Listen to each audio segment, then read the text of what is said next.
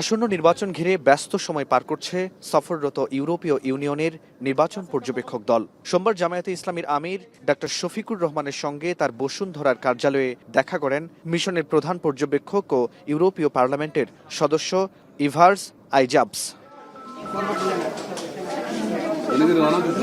সাক্ষাৎ শেষে গণমাধ্যমকে ডাক্তার শফিকুর রহমান বলেন, নির্বাচন থেকে সরে দাঁড়ানোর কোনো সুযোগ নেই। সুষ্ঠু নির্বাচনের আশা প্রকাশ করে তিনি বলেন, মঙ্গলবারের মধ্যে চূড়ান্ত হবে জোটের আসন সমঝোতা। আমি বলেছি যে এইগুলো আগে আমরা বিভিন্ন জায়গায় দেশের স্বার্থে হ্যাঁ ভোট দেওয়ার আহ্বান জানিয়ে জামায়াতের আমির বলেন, নির্বাচনে ভোটারদের মতামতের প্রতিফলন ঘটতে হবে। সরকার গঠন করলে প্রতিবেশী দেশের সঙ্গে ভারসাম্যপূর্ণ সম্পর্ক বজায় রাখার কথা জানান তিনি। বলেন, সরকার গঠন করলে দেশের স্থিতিশীলতার স্বার্থে প্রতিবেশীদের সাথে মিলেমিশে কাজ করবে জামাত।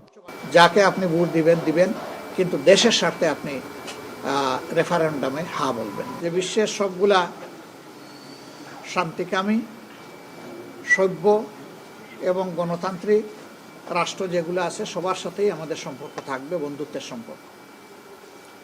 যারা আমাদের প্রতিবেশী তাদের সাথে অবশ্যই প্রতিবেশী সুলভ সম্পর্ক আমাদের থাকবে। এদিন জামায়াতের আমিরের সঙ্গে সৌজন্য সাক্ষাৎ করেন বাংলাদেশে নিযুক্ত চীনের রাষ্ট্রদূত ইয়া ওয়েন।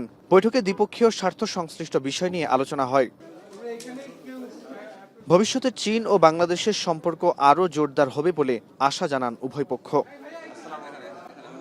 ফরহাদ বিন নূর, এখন, ঢাকা।